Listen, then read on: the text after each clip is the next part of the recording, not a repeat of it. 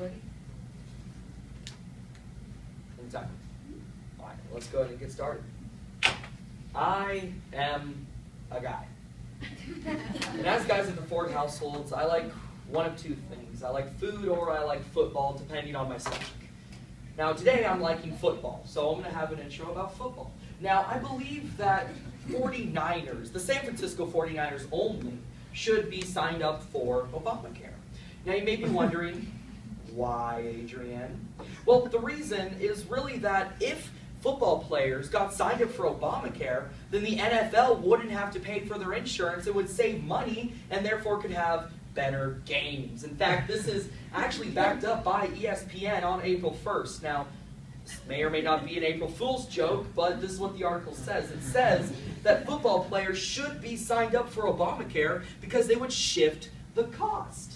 Now, today what I'm going to be talking about is dealing a little bit about signing people up for Obamacare, but unfortunately my question doesn't have to do with football or even the 49ers. The question that I've been given to address today deals with prison inmates. The question that I've been given specifically, should states shift prison costs to the federal government by signing up inmates on Obamacare? Now, much like how I believe it's a great idea to sign up football players, the answer to this question is yes. I believe that states should take advantage of this and should absolutely sign inmates up for Obamacare. And I'll be explaining why in 3 points. We'll be looking at the 3 benefits if states did this. The first benefit is that millions of dollars would be saved. Now, secondly, there would be free health insurance for these inmates after they are released. And thirdly, you save money. And that is really the reason why you need to be caring whether or not states sign inmates up for Obamacare. Because you, at the end of this all, will actually save money. We can see this is true coming from the New York Times on April 5th. They stated that state taxes will increase substantially if inmates are signed up for Obamacare. Now, this is because if inmates are signed up for Obamacare, the cost will shift to the federal government. This means that your state taxes will decrease exponentially. Now, yes, the same New York Times article does explain that there will be a slight increase in the federal government taxes, but it won't be enough to actually impact you. So in the long run, you, specifically as American taxpayers, will be saving money if this takes place in your respective state.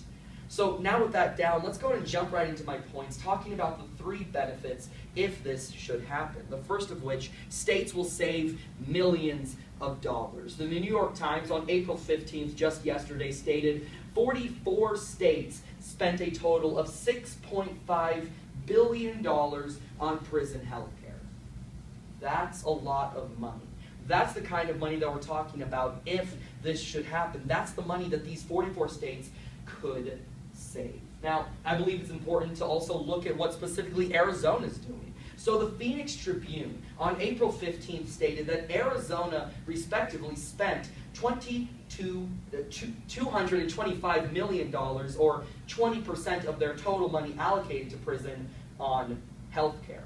20% of the money allocated towards prisons goes to prison health care. That's specifically the money that could be saved in Arizona, $225 million per year if they should switch over to Obamacare.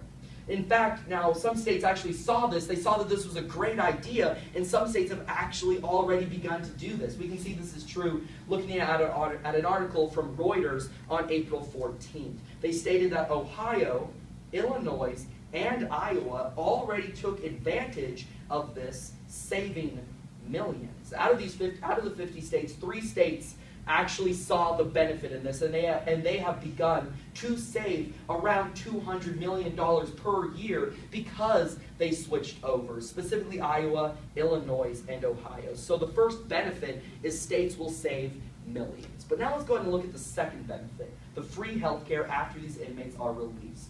The Wall Street Journal on April 15th stated that the most important benefit is the health insurance that inmates gain after they are released. Now, this isn't only because if they break their leg, they can go to the doctor, but with health insurance, they can get treatment for their problems. And in fact, Dr. Fred Oates here, and he is the Director of Health Services Policy for the Council of Strategic Government Center. And he stated himself on April 14th that this will save lives, and this will get treatment for those who need it. Now, we aren't just talking about the money. We're talking about if these men can get back up on their feet, they get the free health care that comes with Obamacare, and they can actually solve the problems that they have. And Dr. Fred Oates here said himself that if this comes to reality, there will be less crime because they can get treatment for their problems. So we're not just talking about the money being saved, we're also looking at the practical solutions that this will help these inmates. This will actually solve their problems because they can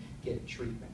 So we've looked at the first two benefits, dealing on a really large scale. Now I would like to narrow down, dealing specifically with you as the judges. And my third and my final benefit, or my third point, you save money in the long run. Forbes on April 16th, just this morning, stated the average American will save money in state taxes if this should happen. So you, at the end of this, should your respective state switch over to Obamacare, you will be saving money. In fact, Time magazine on April 15th stated that there will only be a slight increase in federal taxes, but it won't actually be enough to impact the average Joe. So what this article is stating is that you will save so much money on your state taxes that the slight increase in federal taxes won't actually impact you, and in the long run, we'll be saving money. Now, I'd like to close this speech from a quote from A. Vic Roy, and he is the senior fellow at the Massachusetts Institute, a well-renowned conservative policy group. And he stated on April 15th, just yesterday, every single state should switch their inmates to Obamacare.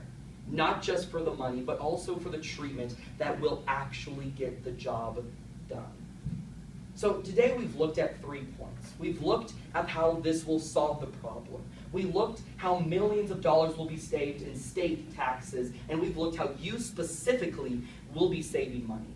So should states shift prison costs from the federal government by signing up inmates on Obamacare? The answer to that question is absolutely, much like how football players should also be signed up for Obamacare. Thank you very much.